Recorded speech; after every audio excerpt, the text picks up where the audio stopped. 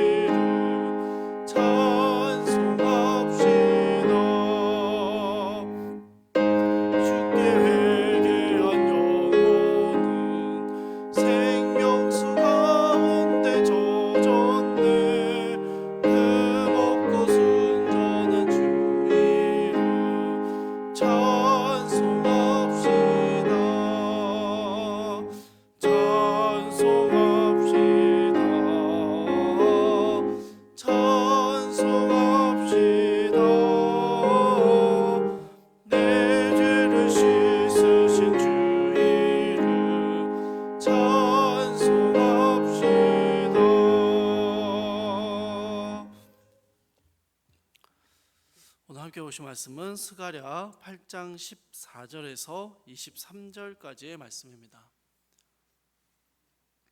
스가랴 8장 14절에서 23절까지의 말씀 제가 혼자 읽도록 하겠습니다. 만군의 여호와가 이같이 말하노라. 너희 조상들이 나를 경노하게 하였을 때 내가 그들에게 재앙을 내리기로 뜻하고 뉘우치지 아니하였으나 이제 내가 다시 예루살렘과 유다 족속에게 은혜를 베풀기로 뜻하였나니 너희는 두려워하지 말지니라. 너희가 행할 일은 이러하니라. 너희는 이웃과 더불어 진리를 말하며 너희 성문에서 진실하고 화평한 재판을 베풀고 마음에 서로 해하기를 도모하지 말며 거짓 맹세를 좋아하지 말라. 이 모든 일은 내가 미워하는 것이니라. 여호와의 말이니라. 만군의 여호와의 말씀이 내게 임하여 이르시되 만군의 여호와가 이같이 말하노라. 넷째 달의 금식과 다섯째 달의 금식과 일곱째 달의 금식과 열째 달의 금식이 변하여 유다 족속에게 기쁨과 즐거움과 희락의 절기들이 되리니 오직 너희는 진리와 화평을 사랑할지니라. 만군의 여호와가 이와 같이 말하노라. 다시 여러 백성과 많은 성읍의 주민이 올 것이라. 이 성읍 주민이 저 성읍에 가서 이르기를 우리가 속히 가서 만군의 여호와를 찾고 여호와께 은혜를 구하자 하면 나도 가겠노라 하겠으며, 많은 백성과 강대한 나라들이 예루살렘으로 와서 만군의 여호와를 찾고 여호와께 은혜를 구하리라. 만군의 여호와가 이와 같이 말하노라. 그날에는 말이 다른 이방 백성 10명이 유다 사람 하나의 옷자락을 잡을 것이라. 곧 잡고 말하기를 하나님이 너희와 함께 하심을 들었나니 우리가 너희와 함께 가려 하노라 하리라 하시니라. 아멘. 스가랴 6장에서 8장까지 8가지의 환상을 보여주신 후에 7장과 8장에서는 스가랴를 통한 하나님의 말씀이 전해집니다. 7장에서는요, 종교적 행위로서의 금식을 해왔던 이 유다 백성들 이스라엘이 그런 금식보다 하나님의 말씀을 따르는 것이 더 낫다라는 말씀을 하시고요, 이 옛날 유다 백성들이 망하게 됐던 이유가 바로 금식과 같은 종교적인 행위가 없어서가 아니라 하나님의 말씀을 듣기 싫어했기 때문이다 라고 말씀하십니다. 이제 8장으로 넘어와서는 여호와의 성전을 건축함으로 하나님의 말씀을 듣는 자들에게 회복이 일어난다라는 약속을 전해주십니다. 오늘 본문도 그러한 약속 가운데서 이어지는 말씀입니다. 14절을 보시면 옛날 이스라엘 백성들이 우상 숭배와 불순종으로 인하여 하나님을 진노하게 했을 때 하나님께서 그들에게 재앙을 내리기로 결정하셨던 것, 계획하셨다라고 말씀합니다. 그러면서 이 말씀을 하시는 이유가 한마디로 말하면 나는 한다면 하는 사람이다. 사람은 아니죠. 나는 한다면 한다 라는 말씀이에요. 왜 이 이야기를 하시냐면 하나님께서 이스라엘에게 다시 은혜를 베푸실 텐데, 하나님이 이전에 이스라엘 가운데 재앙을 내리시기로 결정하셨고 그 강대하고 잘 나가는 것 같던 이스라엘이 결국에는 하나님의 재앙 가운데 망하게 됐던 것처럼 이제 너희에게 다시 은혜를 베풀기로 계획하는 게 반드시 이루어질 것이다 라는 말씀을 하시는 겁니다. 여러분 15절 말씀 한번 보십시오. 이제 내가 다시 예루살렘과 유다 족속에게 은혜를 베풀기로 뜻하였나니 너희는 두려워하지 말지니라. 하나님께서 힘이 약해서 남유다의 멸망을 막지 못하신 게 아니었죠. 재앙을 내리시는 게 하나님의 뜻이었습니다.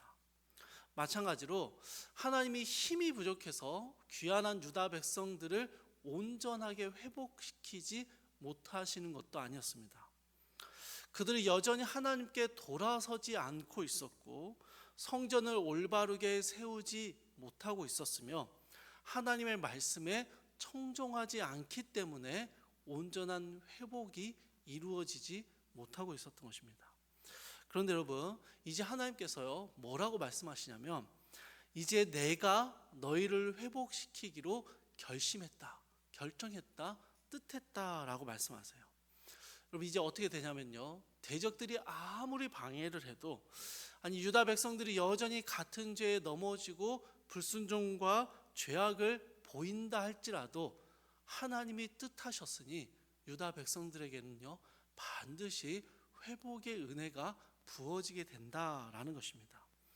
하나님께서 뜻하신 그대로 예루살렘과 유다 백성들은 회복하게 될 것이다 라고 선언하시는 것이에요.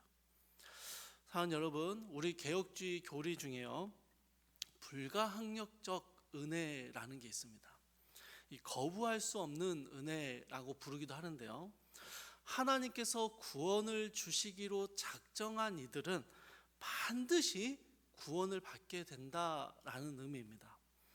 하나님께서 부어주시는 은혜는 거부할 수도 없고 대항할 수도 없어서 하나님이 뜻하신 그 은혜가 반드시 그 사람에게 부어지게 된다라는 의미예요. 한편으로는요, 하나님께서 아무리 완악한 사람이라 할지라도 그가 하나님의 은혜의 복음 앞에 굴복하게 될 때까지 한량없이 은혜를 부어버리신다라는 의미입니다. 우리 모두가 이 불가항력적인 은혜 안에서 하나님의 구원에 참여하게 됩니다. 수많은 방해들과 나 자신의 죄악과 불순종, 나의 부패함이 가득함에도 불구하고 그 모든 것을 덮어버리는 하나님의 은혜가 폭포수처럼 우리에게 쏟아짐으로 그 은혜에 더 이상 대항하지 못하고 결국 무릎 꿇고 굴복하고 복음을 받아들이게 된다라는 것입니다. 주 안에서 사랑하는 여러분, 하나님께서 죄인 되었던 우리에게 은혜를 베푸시기로 작정하셨습니다. 그리고 십자가의 복음을 받았음에도 불구하고 여전히 하나님의 말씀을 듣기 싫어하고 불순종과 죄악의 길을 좋아하는 우리에게 하나님은 여전히 은혜를 베푸시기로 결심하시고 작정하고 계십니다. 우리가 이 은혜에 올바르게 반응하게 될 때까지, 우리가 이 은혜 안에서 두려움을 이기고 믿음의 삶을 살아가기까지 하나님은 멈추지 않고 이 은혜의 폭포수를 부어주신다라는 것입니다. 사랑하는 여러분, 우리는 자신할 수 없지만 하나님은 뜻하신 것을 반드시 이루십니다. 우리에게 은혜를 베푸시기로 뜻하셨으니 하나님께서는요, 우리의 삶에 반드시 당신의 예비하신 은혜들을 충만하게 부으신다라는 것이죠. 여러분, 이 말씀이요, 오늘 우리가 믿음으로 살아낼 수 있는 힘과 용기를 얻을 수 있는 소망이 되는 것입니다. 이제 19절에서는요, 하나님께서 이러한 금식의 활동들을 금식이 변하여 기쁨과 즐거움, 희락의 절기가 되게 한다라고 말씀하십니다. 여러분, 여기서 금식은요, 신앙의 여러 활동들을 대표한다라고 생각하시면 됩니다. 금식은 굶주림을 견뎌야 하는, 원초적인 본능을 억제해야 하는 괴로움입니다.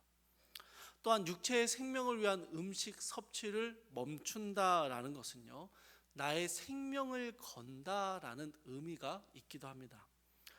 여러분, 신앙의 여러 활동들은요, 금식과 마찬가지로 자기 절제와 결단을 필요로 하는 것들입니다.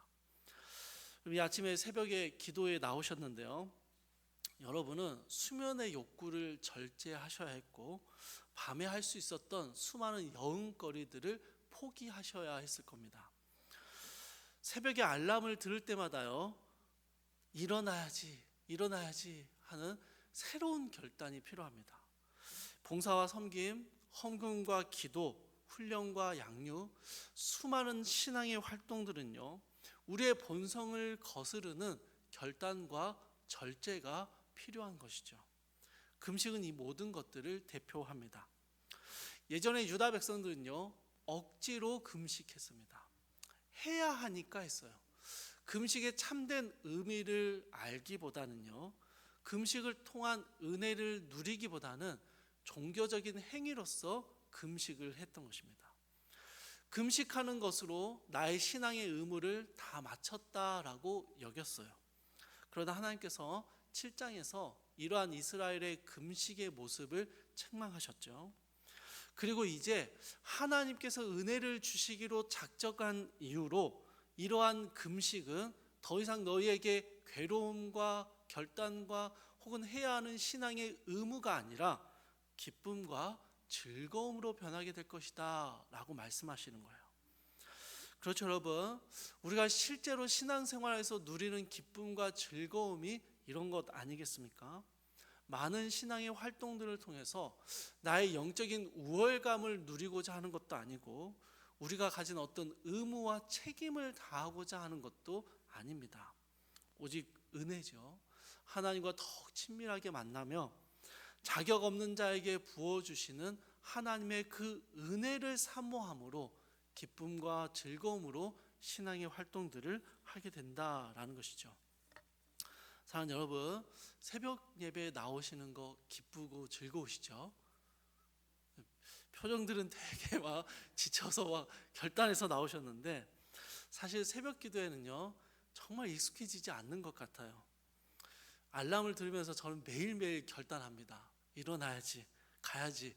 결단해야 일어날 수 있어요. 그런데 여러분, 기도 가운데 하나님이 부어주시는 은혜를 맛보면 즐겁습니다. 기도의 자리를 사모하게 되고요, 계속해서 기도의 자리로 나올 힘이 생겨요. 기도해야지, 기도해야 되니까 하지. 어떤 기쁨과 즐거움 없이 의무로 기도의 자리를 지키면 여러분, 우리의 결단이요 그렇게 오래가지 못합니다. 그러나 그 기도의 자리에서 하나님의 은혜를 누리고 맛보면요, 그 은혜가 너무 좋아서 그 은혜를 사모함으로 기도의 자리로 나갈 결단과 힘을 얻게 되는 것입니다. 우리 하나님께서 이걸 말씀하고 계셔요. 그리고 여러분, 이러한 변화들은요 은혜의 순환 고리들을 만들어냅니다. 21절과 22절입니다. 이 성읍 주민이 저 성읍에 가서 이르기를 우리가 속히 가서 만군의 여호와를 찾고 여호와께 은혜를 구하자 하면 나도 가겠노라 하겠으며, 많은 백성과 강대한 나라들이 예루살렘으로 와서 만군의 여호와를 찾고 여호와께 은혜를 구하리라. 여호와께 은혜를 구한다라는 표현이 반복돼서 나오죠. 네, 여러분, 여호와께서 한량없는 은혜를 부어 주심으로 금식이 기쁨과 즐거움이 되는 변화가 우리 가운데 일어나면요, 여러분, 그러한 하나님의 은혜로 변화되는 것을 보며 주변 사람들이요, 너도 나도 같이 그 은혜를 받자, 은혜를 나도 받아보자 라고 은혜를 구하는 일들이 일어나게 된다라는 것입니다. 여러분, 21절과 22절이 말하는 게 무엇입니까? 새벽 기도에 나오는 거 힘들어, 그런데 그렇게 기도해야 되니까 하는 거야가 아니라, 새벽 예배 나오면 하나님이 주시는 은혜가 얼마나 많은지 몰라, 너무 기뻐, 너무 즐거워. 여러분, 이렇게 말하고 은혜를 사모하고 은혜를 드러내는 사람들을 통해서 많은 사람들이요 그 은혜의 자리를 궁금해하고 찾아온다라는 것입니다. 은혜 받은 자들이요 은혜의 통로가 되어진다라는 거예요. 여러분, 16절과 17절의 말씀에서도요, 하나님의 은혜를 받은 자들이 어떤 삶을 살아가는지를 말씀합니다. 이 말씀의 삶이요 동일합니다. 하나님의 은혜를 드러내는 삶입니다. 내가 하나님의 은혜로 살아가는 사람임을 드러내는 것이죠. 그것이 얼마나 기쁘고 즐거운 삶인지를 드러내는 것입니다. 그런 자들을 통해서 수많은 자들이 하나님의 은혜의 자리를 궁금해하고 사모하며 그 은혜의 자리로 나아오게 된다라는 말씀을 하시는 거예요. 사랑하는 성도분, 은혜는요 소문나게 되어 있습니다. 여러분, 교회에서요 하나님의 은혜를 많이 받는 분이 있잖아요. 여러분, 반드시 소문이 납니다. 어머, 저 사람 변했어. 저 사람 저렇게 늘 웃으면서 다녀. 저 사람은 늘 그렇게 은혜를 사모하고 은혜를 이야기하며 살아. 여러분, 은혜는요 반드시 티가 납니다. 그리고 그 은혜가 드러나는 것은요 하나님께로 나아오는 귀한 통로로 하나님이 사용하시기 때문입니다. 사랑하는 여러분, 은혜를 사모하며 은혜를 힘입어 살아가는 사람들은요 반드시 나타나는 삶의 모습이 그 자신이 은혜의 통로가 되는 삶을 살아간다라는 것입니다. 하나님께 나아오는 삶이 결코 녹록하진 않습니다. 금식으로 대표될 정도로 참 많은 결단과 절제가 필요합니다. 그러나 여러분, 그러한 절제와 결단은 힘들고 어려운 뿐만 아니라 우리에게 말할 수 없는 기쁨과 즐거움을 줍니다. 왜냐하면요 하나님께서 우리에게 은혜를 베푸시기로 작정하셨기 때문입니다. 그 하나님의 은혜 안에서 오늘 하루를 살아내며 우리가 하나님의 은혜 받은 자임을 드러내시며 여러분을 통해서 누군가도 하나님의 은혜를 사모하게 되는 귀한 은혜의 통로의 삶을 오늘 하루 살아내시기를 주님의 이름으로 축복합니다. 우리 함께 기도하겠습니다. 사랑하는 주님, 우리는 하나님의 은혜를 받을 어떠한 자격도 조건도 갖추지 못했을 때 하나님의 그 한량없는 은혜, 거부할 수 없는 은혜로 우리를 주님의 자녀 삼으시고 우리의 구원의 은혜를 허락하여 주심을 감사합니다. 그럼에도 여전히 하나님 앞에 불순종하고 부패하고 죄악된 삶을 반복하는 우리에게 하나님은 은혜 베푸시기를 작정하셨고 우리가 그 은혜에 완전히 잠길 때까지 끊임없이 주님의 은혜를 부어주시는 하나님이심을 기억하며 오늘 하루도 믿음으로 살아낼 수 있는 힘과 용기를 허락하여 주시옵소서. 사랑하는 주님, 우리가 하는 모든 신앙의 활동들이 그저 의무와 책임이 아니라 하나님을 만나고 하나님의 은혜를 누리는 기쁨과 즐거움이 되게 하시고 우리의 그 기쁨과 즐거움을 보고 수많은 이들이 역시 하나님의 은혜를 사모하며 주님께로 나아오는 귀한 은혜의 통로의 삶을 살아갈 수 있도록 하나님 우리의 삶을 붙잡아 주시고 주님의 은혜로 가득 채워 주시옵소서. 오늘 또 우리와 함께 하시는 주님을 신뢰하며 주님과 함께 갈 오늘의 이 즐거움과 기쁨을 소망하며 우리 주 예수 그리스도의 이름으로 기도드립니다. 아멘. 하늘에 계신 우리 아버지여, 이름이 거룩히 여김을 받으시오며 나라의 마옵시며 뜻이 하늘에서 이루어진 것 같이 땅에서도 이루어지이다. 오늘날 우리에게 일용할 양식을 주옵시고 우리가 우리에게 죄 지은 자를 사하여 준 것 같이 우리 죄를 사하여 주옵시고 우리를 시험에 들게 하지 마옵시고 다만 악에서 구하옵소서. 대개 나라와 권세와 영광이 아버지께 영원히 있사옵나이다. 아멘. 주신 말씀 붙잡고 함께 기도하시겠습니다. 하나님의 은혜를 사모하며 은혜를 힘입어 살며 은혜의 통로가 되는 삶을 살게 하옵소서. 이렇게 기도하시고요. 두 번째로 이음센터의 모든 과정이 순조롭게 이루어지게 하옵소서 기도하시고 미얀마 단기 선교 내일 출발합니다. 미얀마 단기 선교가 잘 준비되게 하시고 주님이 예비하신 은혜들이 나누어지게 하옵소서 함께 기도하시고 각자의 기도 제목 가지고 기도하시다가 자유롭게 돌아가시기 바랍니다.